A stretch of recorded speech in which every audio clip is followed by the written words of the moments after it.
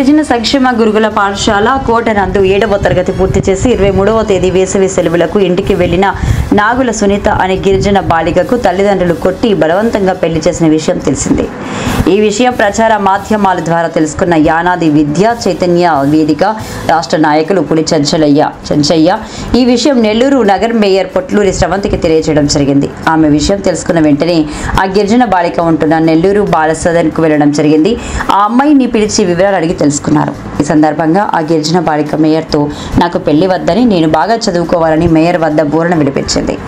ఆ అమ్మాయిని ఓదారుస్తూ నీ చదువు మేము అండగా ఉంటామని మీ తల్లిదండ్రులతో మాట్లాడి వేసవి సెలవుల అనంతరం నిన్ను మరలా గిరిజన సంక్షేమ గురుకుల పాఠశాలలో చేర్పించి చదివిస్తామని హామీ ఇచ్చారు.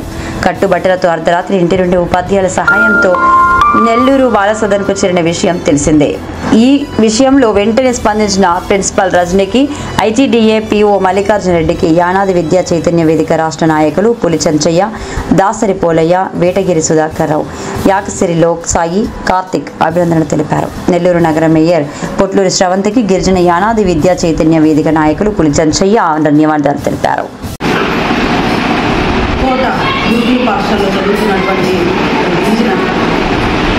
బాలిక అయినటువంటి నాగుల సునీత 7th క్లాస్ నుంచి 8th మే హాలిడేస్లో వచ్చినటువంటి సమ్మర్ హాలిడేస్లో ఇంటికి వెళ్ళడం జరిగింది. ఇంటికి వెళ్తే వాళ్ళ తల్లిదండ్రులు ఎవరైతే ఉన్నారో ఆ అమ్మాయికి తెలియని వయసు 12 సంవత్సరాలు 11 సంవత్సరాలు తెలియని వయసు తనకి ఇష్టం లేకపోయినా బలవంతంగా తనకి పెళ్లి చేయడం జరిగింది. ఆ పాప చదువు మీద ఉన్నటువంటి ఆసక్తితో ప్రేమతో నేను చదువుకోవాలి, నాకు పెళ్లి వద్దు అని కూడా తల్లిదండ్రులు చెప్పినా కూడా వినకుండా పెళ్లి చేసినందువల్ల ఆ అమ్మాయి ఇంట్లో చెప్పకుండా మళ్ళీ ఏదైతే కోట గురుకుల పాఠశాల ఉందో అక్కడికి వచ్చి వాళ్ళ ప్రిన్సిపల్ని సంప్రదించి నేను చదువుకుంటాను, నాకు సహాయం చేయండి అని అక్కడ ఉన్నటువంటి గురుకుల పాఠశాలలో ఉన్నటువంటి ప్రిన్సిపల్ తోటి ఆ అమ్మాయి మాట్లాడి ఏదైతే నెల్లూరులో ఉన్నటువంటి బాలికలకు సంబంధించినటువంటి బాల సదస్సులో అమ్మాయిని పెట్టడం జరిగింది. ఆ అమ్మాయితో కూడా కలిసి మేమందరం కూడా మాట్లాడడం జరిగింది. ఆ అమ్మాయి ఒకటే చెప్తుంది, తెలియని వయసు కాబట్టి నేను మళ్ళీ మా అమ్మ వాళ్ళ దగ్గరికి వెళ్తాను అంటుంది, నేను చదువుకోవాలి, నాకు పెళ్ళి వద్దు అంటుంది. ఎంతో మేధస్సుతో అమ్మాయి మాట్లాడినటువంటి మాటలను చూస్తే ఆ అమ్మాయి భవిష్యత్తులో ఉన్నత స్థానాల్లోకి వెళ్ళే అవకాశం ఉంది. దాన్ని ఇక్కడే మనం తల్లిదండ్రులు కానీ ఇలా చేయడం అన్నది కూడా కరెక్ట్ కాదు. 12 సంవత్సరాలకి 11 సంవత్సరాలకి పురాతనంలో జరిగేవి అలాంటి పెళ్ళి. ఇప్పుడు కూడా అవే కొనసాగిస్తే మన భవిష్యత్తు ఎలా ముందుకెళ్తుంది అనేది వాళ్ళ పేరెంట్స్ కూడా చెప్పి తెలియచేసే విధంగా, అంటే వాళ్ళు పాతకాలం ఇంకా అలాంటి వాటిలోనే ఉన్నారు కాబట్టి వాళ్ళని కూడా పిలిచి మాట్లాడి ఈ పాపను మళ్ళీ వాళ్ళ దగ్గరికి పంపించడం జరుగుతుంది. పంపించి ఈ సెలవులు ఏవైతే ఉన్నాయో సమ్మర్ హాలిడేస్ అయిపోయిన తర్వాత తిరిగి మళ్ళీ తను వచ్చి చదువుకునేటట్టు తను అదే కోరుకుంటుంది. నాకు పెళ్ళి అది వద్దు, నేను చదువుకోవాలి, నాకు చదువుకోవాలంటే ఇష్టము. మేము మాట్లాడినప్పుడు కూడా అమ్మాయి ఏం చెప్తుందంటే నేను 7th పాస్ అయ్యాను మేడం, మా అమ్మ వాళ్ళు నన్ను ఒక దెబ్బ కొట్టి నాకు పెళ్లి చేయడం జరిగింది, అందుకే నేను ఇంట్లో చెప్పకుండా వచ్చేసాను అని చెప్తాను. ఎంతో అమ్మాయి ఎంతో తెలివితేటలతో మాట్లాడిన వాళ్ళని మనం మంచిగా చదివించి వాళ్ళకి సపోర్ట్ చేస్తే ఉన్నత స్థానాల్లోకి వెళ్ళేదానికి ఎంతో అవకాశం ఉంటుంది. ఇప్పుడిప్పుడే ప్రపంచంలో మేము కూడా ఉన్నాం అనే విధంగా ఇప్పుడు గిరిజన విద్యార్థులందరూ కూడా రావాలి, చదువుకుంటేనే వాళ్ళ భవిష్యత్తులు మారుతాయని మేమందరం కూడా భావిస్తున్నాం. కాబట్టి ఈరోజు ఈ అమ్మాయిని కూడా కలిసి ఆ అమ్మాయికి సపోర్ట్ చేయడానికి అండగా ఉండడానికి మేమందరం కూడా రావడం జరిగింది. ఆ అమ్మాయి హఠాత్తుగా ఇంట్లో నుంచి చెప్పకుండా రావడం వల్ల అమ్మాయికి బట్టలు ఉన్నాయో తెలుసుకుని మా ఏదైతే గిరిజన సంఘాలకు సంబంధించిన నాయకులు ఉన్నారు, చెంచయ్య కానీ నాతో ఉన్నాడు సుధాకర్ గారు కానీ అందరం కూడా కలిసి వచ్చి ఆ అమ్మాయికి బట్టలు ఇవ్వడం జరిగింది. బట్టలు ఇచ్చి నీకేం కాదు, అమ్మాయికి ధైర్యం చెప్పడం జరిగింది. నువ్వు బాగా చదువుకొని మంచి స్థాయిలోకి రావాలని మేమందరం కూడా కోరుకుంటున్నాం. దాన్ని మళ్ళీ కూడా చదివించే విధంగా మేము దానికి సంబంధించినటువంటి ఎవరితో అయినా మాట్లాడి ఎక్కడికైనా వెళ్ళి దానికి సపోర్ట్ చేయడానికి సిద్ధంగా ఉన్నామని తెలియజేస్తున్నాం.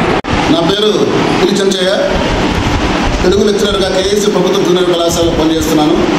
అలాగే గిరిజన విద్యా చైతన్య వేదిక రాష్ట్ర నాయకులుగా పనిచేస్తున్నాను.